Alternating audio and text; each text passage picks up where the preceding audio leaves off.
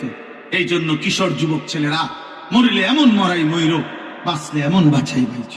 নারী দেখা দেখা কবরে চলে যায় না। ছবি দেখতে দেখতে এক ওয়াক্ত নামাজ না পড়ে আল্লাহর নাফরমানিয়াত উলঙ্গ ছবি আর এই জিনা ব্যভিচার আর এই মদ জুয়ার আসক্তি জীবন নিয়ে যদি কবরে যাও, তওবা না করো, আল্লাহ যদি মাফ না করে, নাফরমান মনে রাখিস কোন জানোয়ার তোর নাম কোনদিন নেবে না। মানুষ তো দূরে থাকে, কোন জানোয়ারও নেবে না। ফেরাউনের নাম শ্রদ্ধা ভরে কোন কুত্তাও নেয় না। নমরুদের নাম শ্রদ্ধা ভরে কোন কুত্তাও নেয় না। অথচ দুনিয়া তো নমরুদও ভোগ করছে, দুনিয়া তো ভোগ করছে রে আব্বা। দুনিয়ার সবচেয়ে বড় শাসকদের সে একজন। পৃথিবীতে সবচেয়ে বেশি অঞ্চল, সবচেয়ে বেশি এরিয়া যারা শাসন করছে, যাদেরকে দিগ্বিজয়ী শাসক বলে, তার মধ্যে নমরুদ একজন। কি ছোটখাটো বাংলাদেশে শাসন করতেছে? এটা মুরাদনগর, তাইলে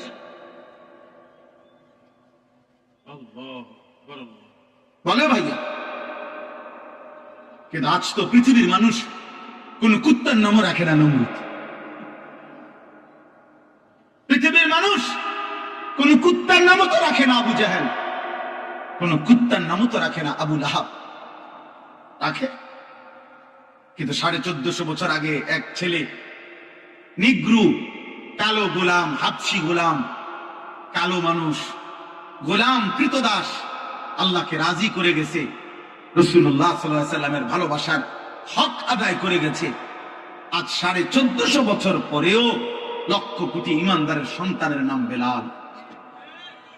বেলালের কোনো আঞ্চলিকতা নাই, বেলালের কোনো দেশ নাই, জমিনের সীমানা যে দূর, বেলালের ভালোবাসা। বেলাল কোন অঞ্চলে বলে? বেলালের কোনো সীমানা নাই, বেলালের কোনো কাঁটা তার নাই, বেলাল দিক দিগন্তে। এই জন্য যুবক কেমন হয়? আজকে অগণিত ছেলেরা তোমরা এক ওয়াক্ত নামাজ পড়তে মন চায় না। কি জীবন এটা? জানোয়ারের জীবন এটা, মানুষের জীবন না বেটা। সারাদিন বেড়ি চাষ বেড়া, অপদার্থ কোথাকার বেটা, আকামলা। এত আকামলা বুঝি মানুষ হবে? সারাদিন মানুষ বুঝি বেড়ি চা, পাগল। কত হইল নাকি ভাই? চুল কতগুলারে শয়তানের মতো, মুশরিক বেঈমানের মতো বানায়। একটা ছাগল বেটা তোদেরকে, যাদের চুল মুশরিকের মতো, তোর সমবয়সী বেটা, কোন সামান্য তোর সামান্য তোর লগে নারী দেখে, ছবি দেখে, নাচ গান দেখে, মুত্তা ফানি লয় না, এরকম 2-4টা অপদার্থ ছাড়া পৃথিবীর মানুষ যদি কোন ভদ্র, বিবেকবান, কোন ইজ্জত সম্মানওয়ালা মানুষ যদি তোমাদের এই চুল যেগুলো বেঈমানের মতো রাখছো যদি ভালো বলে থাকে, আমার জানাইও, আমি আমার নাম পাল্টাই ফেলবো বেটা, আমার নাম বদলাই দেবো বেটা। কোন বিবেকবান মানুষ বলছে কিনা যে এটা ভাল লাগতেছে? তো সামান্য বলতে পারে, এক সামান্য 2-4 জন তোমার লগে যে কয়েকজন চলে, তো দোস্ত সেরকম, দোস্ত তোরে সেরকম লাগতে আছে, তার কলজা খুললে যদি চাইতা যে সেরকম বলতে সে কি বুঝাইতে চাইছে, তো বুঝবা, খবর পাইবা। যদি আলটা করাইতা যে সেরকম বলতে তোমার সে কার মতো বলতে চাইছে, এটার যদি আলটা রিপোর্ট আসে, ইসিজি করে, অথবা যদি আলট্রাসোনোগ্রাফি করে, রিপোর্ট আসবে ফুটটা ঘরের মতো। হ্যাঁ হ্যাঁ, বাবা ঘরের মতো, গাঞ্জা ঘরের মতো না, নাহলে তো কি মুরাদনগর বড় মসজিদের ইমাম সাহেবের মতো। কথা বলে না কেন? তো তাহলে বাইতুল মুকাররমের মুয়াজ্জিনের মতো, তো কাবা শরীফের খাদিমের মতো, তো ফুটটা ঘর বাবা ঘর ছাড়া কি বলেন? গাঁজাখুর বা নেশাখুর ছাড়া আর কার মতো? বলো একটা ছেলে, বলো, প্রতিবাদ করো না, প্রতিবাদ করে বলো না আমার দেখতে ইমানদারের মতো লাগে, আমাকে দেখতে চরিত্রবানের মতো লাগে, আমাকে দেখতে ভদ্র মানুষের মতো লাগে। তুমি বলো, যাদের চুল লাগানো আছে সেলুনে, যে সমস্ত ছবি, একটা ছবিওয়ালা মানুষের পরিচয় বলো। কিন্তু 1000 বছর পরে 1000 বছর পরের যে সন্তান যদি বাংলার জমিনে আসে, ইনশাআল্লাহ আশা করি 1000 বছর পরের সন্তানও উপযুক্ত বয়স হলে শহীদ শরীফ উসমান হাদির নাম চিনবে, জানবে। ইনশাআল্লাহ ইমানদারের রক্ত বৃথা যায় না। ঈমান এবং দেশপ্রেমের এক মূর্ত প্রতীক আমাদের এই প্রিয় ভাই। আগামী দিনে প্রমাণ হবে এটা, যে ভালোবাসা যদি মানুষের কলিজার থেকে বের করতে হয়, মানুষের দিলের ভালোবাসা যদি কেউ নিতে হয়, জোর করে অনেক কিছু করা যায়, আবার জোর ছুটতে গেলে হালাইয়াও দেয়। বুঝেন না? এরকম তো আমরাও দেখছি। একেবারে ইজ্জত প্রতিষ্ঠা করার জন্য সিফা সাফা গলি গালা কোনো কিছু বাদ যায় নাই, কিন্তু জোর কমে গেছে। আর জোর যখন ছুটে গেছে, তখন আবার যাদের উপরে জবরদস্তি করে ভালোবাসা নিতে চাইছে, তারাই টেনে টেনে ফেলাই দিছে। ভালোবাসা জবরদস্তি করে হয় না, ভালোবাসা জোর করে হয় না। হাতির জন্য এই চোখের পানি টাকা দিয়া মানুষের কান্দাইছে নাকি? চোখের পানি ঝরছে যে, তাইলে বলেন মিয়া, আমার ভাই তোমরা, আমার বাবা আপনারা প্রত্যেকেই আখিরাত পেশাদার। আল্লাহ ছাড়া আমাদের কেউ না, আসমানওয়ালা ছাড়া আমাদের কেউ নাই, আমাদের রব ছাড়া আমাদের কোনো নিরাপত্তা নেই। খোদার কসম না, আসলেই না, আসলেই না। এই তোমরা যারা যুবক বাবা, এখন তোমরা ভালো আছো, যারা সুস্থ আছো, খোদার কসম আল্লাহর দয়ায় সুস্থ আছো, কোন দলের কৃপায় না, কোন নেতার অনুগ্রহে না। সে যে দলের নেতাই হোক, কোন নেতা তোকে ভালো রাখে না রে আব্বা। ভাত মাছ চাল ডাল তোকে ভালো রাখে না রে বাবা। ভাত খাইলে বেশি মুদা হয় না, অভাবী অভুক্ত কত মানুষ আছে স্বাস্থ্যবান, আবার 1000 কোটি টাকার মালিক, এই তো হুবেন না।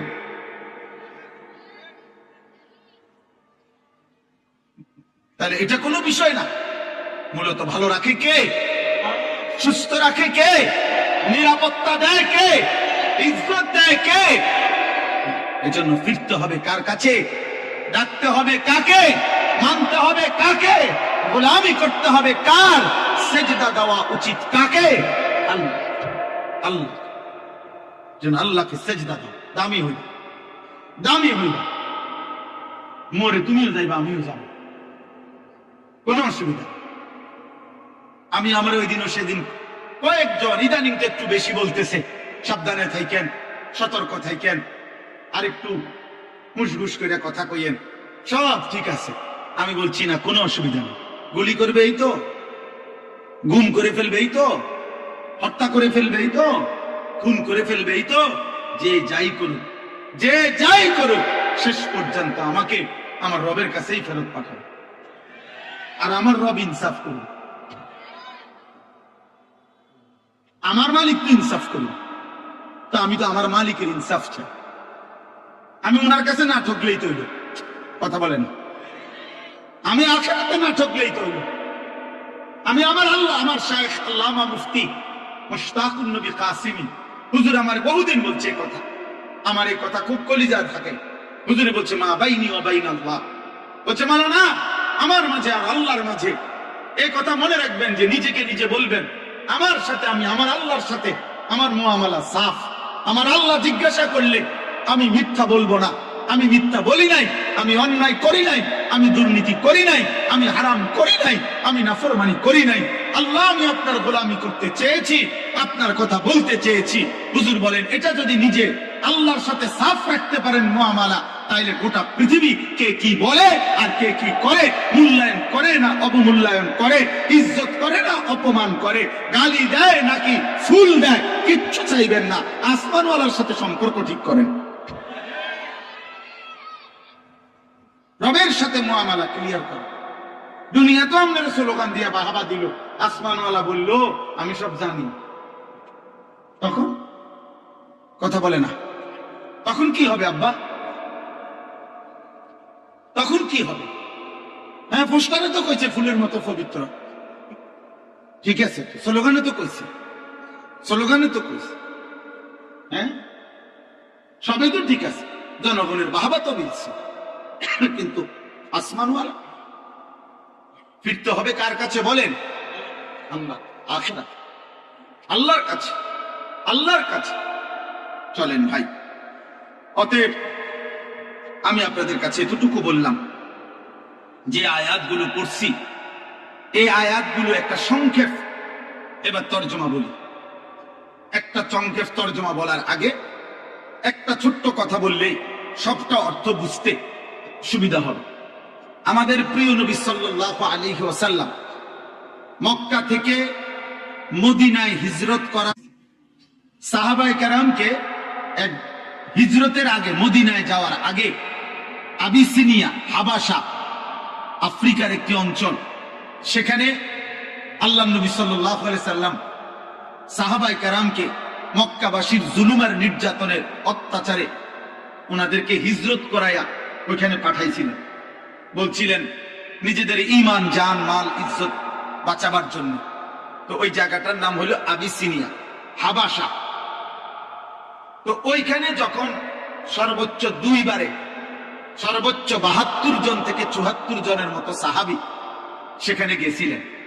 তো এই 72 জন এবং 74 জন সাহাবীরা প্রতিনিয়ত ওই হাবাসা, ওরা খ্রিস্টান ছিল, ওদের বাদশাহ নাজ্জাশী সেও খ্রিস্টানই ছিল, তাদের কাছে আল্লাহর কালেমার দাওয়াত দিছে, কোরআন পড়ে শুনাইছে, এবং ওই বাদশাহ নাজ্জাশী এবং তার দরবারের গুরুত্বপূর্ণ কিছু ব্যক্তি কালেমা পড়ছে। সুবহানাল্লাহ। এই হাবাসা, আবিসিনিয়ার কিছু লোক। এর মধ্যে রাসূলুল্লাহ সাল্লাল্লাহু আলাইহি ওয়াসাল্লাম মক্কা থেকে মদিনায় হিজরত করে গেছে। হিজরতের 7ম বছর। কথা কব, ছোট মিয়া, আব্বা কথা কই না, কথা তোমরা আরো সময় আইব, রাহো, সম্মান করো। একটা হাসি দিচ্ছে, আল্লাহ কবুল করে। জি, তো হিজরতের পরে আমাদের নবী সাল্লাল্লাহু আলাইহি সাল্লাম মদিনায় যাওয়ার 7ম বছর খায়বারের যুদ্ধ করেছিলেন। ইহুদিদের সাথে চূড়ান্ত লড়াই করে মদিনার সীমানা থেকে ইহুদিদেরকে খায়বার নামক অঞ্চল থেকে চূড়ান্ত ভাবে বিতাড়িত করছিলেন। এই খায়বারের যুদ্ধ যখন শেষ অবস্থায়, তখন ওই আবিসিনিয়া থেকে সাহাবায়ে কেরাম যারা এতদিন যাবৎ ওইখানে ছিল, ওনারা চূড়ান্ত ভাবে আবিসিনিয়া ছেড়ে মদিনায় চলে আসছে। এতদিন যারা ওইখানে ছিল, তো ওনারা যে আসছেন মদিনায় ফিরে, ওনাদের সাথে আবিসিনিয়ারও কিছু লোক ওই অঞ্চলে যারা খ্রিস্টান থেকে মুসলমান হয়েছে, ওনারাও নবীজির সাথে সাক্ষাতের জন্য মদিনায় আসছেন। আসার পরে তারা 2টা প্রস্তাব দিছে, 2টা কথা বলছে আর কি নবীজির সামনে আসে। 1 নম্বর বলছে, ইয়া রাসূলুল্লাহ, হে নবী মুহাম্মদ, ইতিপূর্বে আমরা ইনজিল কিতাবে বিশ্বাসী ছিলাম, ঈসা নবীর উপরে বিশ্বাসী ছিলাম, এবং ঈসা নবীর উপরেও আমরা মূল যে বিশ্বাস, মানে বাদশাহ নাজ্জাশীর আকীদা ছিল, মুসলমানদের কোরআন ঈসা আলাইহিস সালামের ব্যাপারে যা বলছে ঈসা নবী ঠিক তাই ছিল। কথা বুঝছেন কিনা? অর্থাৎ শিরকি আকীদা ছিল না তাদের। তো বলছে যে আমরা ঈসা নবীর অনুসারী যখন ছিলাম, তখনও আমরা তাওহীদ, আল্লাহর একত্ববাদকে মানতাম। আপনার কোরআন, আপনার ধর্মের কথা যখন এই লোকদের কাছে শুনেছি, তখন আমরা আপনার অনুসারী হয়েছি, এবং আপনার এই কথাও আমরা সর্বান্তকরণে মেনে নিছি, কারণ আমরা তো আগের থেকেই আমরা এই কথাগুলোই মানতাম। বাকি এখন আপনাকেও মানছি, আপনার কোরআনকেও মানছি, ইসলামকেও মেনেছি। এইবার আপনার কাছে আমাদের এখানে আইসা আমরা আমাদের ঈমানের নবায়নও করলাম, তাওহীদের নবায়নও করলাম, আপনাকে মানার অকুণ্ঠ স্বীকৃতিও দিলাম। সাথে এবার আপনি যদি আমাদেরকে সুযোগ দেন, তাহলে আমরা আপনার মদিনার এই ইসলাম প্রতিষ্ঠার কাজে আমরা কিছু সহযোগিতা, আর্থিক সাহায্যও করতে চাই। তো আল্লাহ তাআলা তাদের এই আর্থিক সাহায্য, তাদের পূর্ব থেকেই তাদের আগের ধর্মের পূর্ণ বিশ্বাস, আমাদের নবীর পূর্ণ গ্রহণ, এই কথা একসাথ করে আল্লাহ এই আয়াতগুলোতে তাদের প্রশংসা করে আল্লাহ বলছেন, আমি আল্লাহ ওয়াদা দিলাম এমন ঈমানদার যারা আগেও তাওহীদ মানছে, আগের ধর্মের মধ্যে থাইকা এখন আমার নবীকেও গ্রহণ করছে, কোরআনকেও গ্রহণ করছে, আমি তাদেরকে প্রত্যেক আমলের বদলা দ্বিগুণ দ্বিগুণ নেকি দিতে থাকবো। নেকি দেব আমি আল্লাহ, তাদেরকে নেকি দেব। এই কথাটা আল্লাহ তাআলা বলছেন। এইখানে দেখেন আল্লাহ তাআলা বলেন, ওয়ালাকাদ ওয়াসালনা লাহুমুল কাওলা লাআল্লাহুম ইয়াতাযাক্কারুন। আল্লাহ তাআলা বলেন, আমি আল্লাহ আমার কথা, আমার বাক্য, আমার যেই বক্তব্য, আল্লাহ পাক বলেন আমি সেই কথাগুলো ওয়াসালনা বারংবার পুনরাবৃত্তি করেছি, বারবার নাযিল করেছি, বারবার একই কথা আমি আল্লাহ বলতে চেয়েছি। আল্লাহ তাআলা তাওহীদের কথা বারবার বলছেন কোরআনে, যে লা ইলাহা ইল্লাল্লাহ, লা ইলাহা ইল্লাল্লাহ। আল্লাহর রিসালাতের কথা, রাসূলকে মানো, ইবাদত করো, রাসূলের সব কথা শুনো, এই কথা বারবার কোরআনে বলছেন। 3 নাম্বার আখিরাত, আখিরাতের কথা, কবর হবে, মৃত্যু হবে, হাসর হবে, মিজান হবে, ফুলসিরাত হবে, জান্নাত হবে, জাহান্নাম হবে, এই কথা পুরা কোরআনের মধ্যে একবার, কথা বলে না, 2 বার, বারবার। কয়বার? বারবার। রাসূলুল্লাহ সাল্লাল্লাহু আলাইহি সাল্লামকে মেনে নেওয়া, নবী যত ইবাদত আমলের কথা বলছে এগুলো কোরআনে শুধু একবার, বারবার। আল্লাহর প্রতি ঈমান, বিশুদ্ধ নির্ভেজাল একত্ববাদ, এটা আল্লাহকে একবার বলছে, বারবার। এই ওয়াসালনা শব্দের অর্থ এটা। আল্লাহ বলেন, তাফসীরের মধ্যে আছে তাওসিল মানে একটি রশিকে মজবুত করার জন্য আরো রশি, আরো রশি, একটার পর একটা 10টা রশি, 20টা রশি এটার সাথে লাগাইয়া এটারে পেঁচানো, শক্ত করা, মজবুত করা, টাইট করা, এটারে বলা হয় ওয়াসালনা, তাওসিল। তো আল্লাহ বলেন আমার এক একটা কথাকে আমি মজবুত করার জন্য বারংবার নাজিল করেছি, বারংবার, লাআল্লাহুম ইয়াতাযাক্কারুন, যেন আমার বান্দারা উপদেশ গ্রহণ করতে পারে।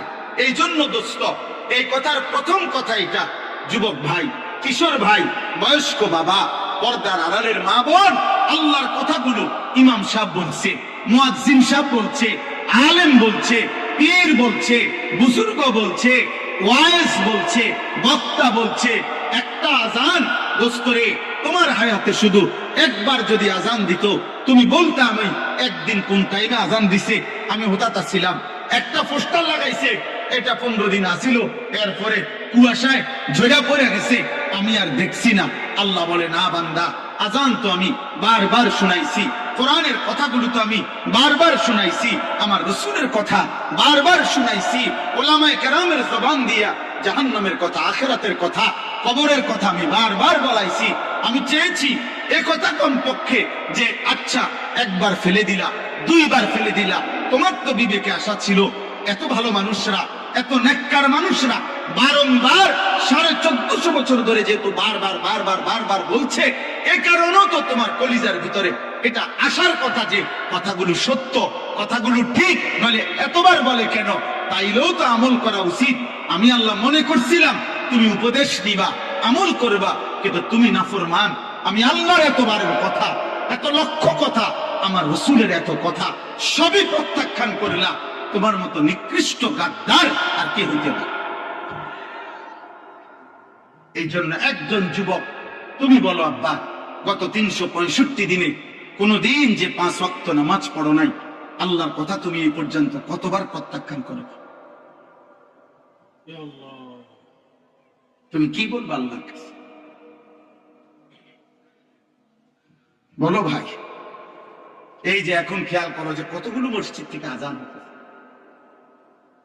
তাহলে এক এক ওয়াক্ত নামাজের যে যেখানেই থাকুক, বাজারে থাকুক, ঘরে থাকুক, নানার বাড়ি থাকুক, শ্বশুর বাড়ি থাকুক, বাপের বাড়ি থাকুক, বেড়াইতে থাকুক, সবখানেই তো আজান হচ্ছে, হচ্ছে না? তাইলে তুমি কি যুক্তি দিবেন? বলে বেনামাজি কি বলবে, নাফরমান কি বলবে? কেন আল্লাহ আপনার কথা শুনতে পারলাম না, কেন মানি নাই? আহা, কোনো জবাব হবে, কোনো জবাব হবে না, কোনো জবাব না।